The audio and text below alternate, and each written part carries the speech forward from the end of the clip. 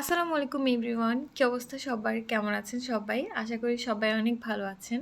আরেকটা random daily ভ্লগে সবাইকে welcome করছি।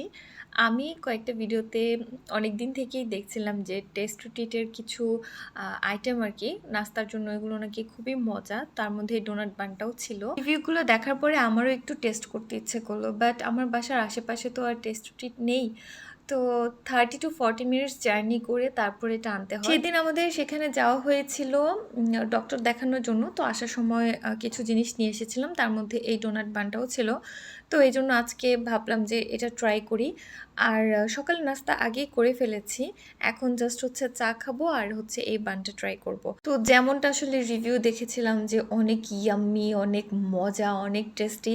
বাট আমার কাছে না একটু ভালো লাগে নাই। অনেক বেশি মিষ্টি লেগেছিল আর কেমন জানি একটা মানে যাই হোক আমার কাছে ভালো লাগে নাই পার্সোনালি। সবার টেস্ট বাট সেম না। কারো কাছে ভালো লাগতেই পারে, কারো কাছে ভালো নাই লাগতে পারে। আজকে প্যাকেটে যেভাবে ছিল আমি ওইভাবে খেয়ে নিয়েছিলাম। তো ভাবলাম এজন্য হয়তো ভালো লাগেনি। তো বাকি যে বানগুলো ছিল সেগুলোকে পরে আমি গরম করে তারপরে খেয়েছি। তো গরম করে খাওয়ার পর আমার কাছে আরও বেশি খারাপ লাগছে।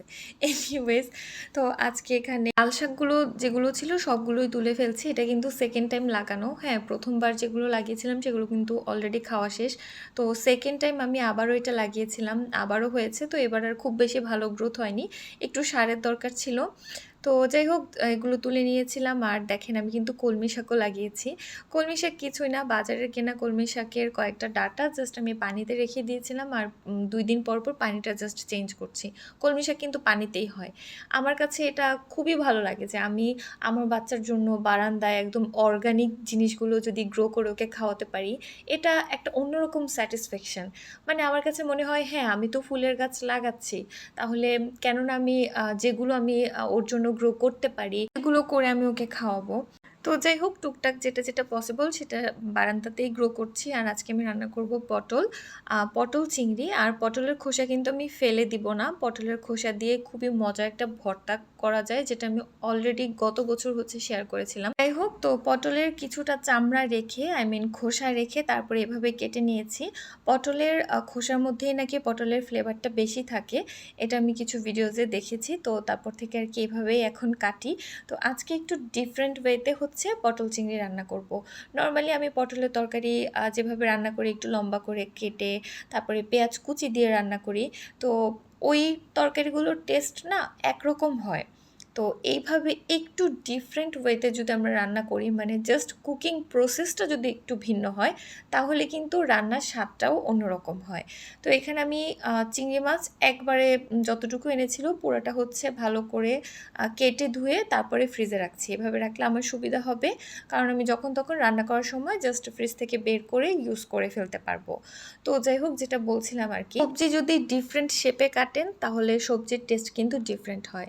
তারপরে কুকিং প্রসেসটা যদি ভিন্নভাবে করেন, একদিন একভাবে রান্না করেন, একদিন কষিয়ে রান্না করেন, একদিন না কষিয়ে রান্না করেন, একদিন ভেজে রান্না করেন, তাহলেও কিন্তু রান্নার টেস্ট ডিফারেন্ট হয়।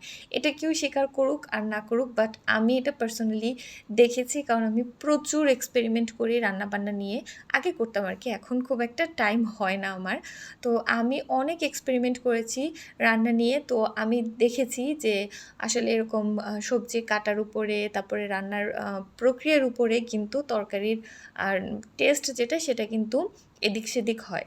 হ্যাঁ, তো আজকে যেটা রান্না করছি এটার জন্য আমি প্রথমে হচ্ছে চিংড়িটাকে লবণ আর হলুদ দিয়ে ভেজে নিয়েছি। তারপর এখানে আমি পটলগুলোকেও লবণ হলুদ দিয়ে ভেজে নিব, সেম আলুটাকেও ভেজে নিব। 4 বছর থেকে আমি রান্না বান্না করছি। তো মাঝে মাঝে এখনও আমি এসব বোকামি করি। আমি প্রথমে ছোট্ট একটা পাতিল নিয়েছি যেটাতে আমি ভেবেছি রান্না করব। মানে আমার এখনও এই জিনিসটা দেখলাম যে মাঝে মাঝে ভুল করি, যে মানে তরকারির যে মাপটা, মানে একটু বেশি তরকারি এটা তো ওই ছোট্ট পাতিলে হবে না, একটু বড় পাতিলেই করতে হবে। আর এই তরকারিটা একটু ভালোই নাড়াচাড়া করা লাগে। সো নাড়াচাড়ার সুবিধার্থে যদি এরকম একটা খোলা কড়াইতে রান্না করি তাহলে সেটা বেশি ভালো হবে আর কি।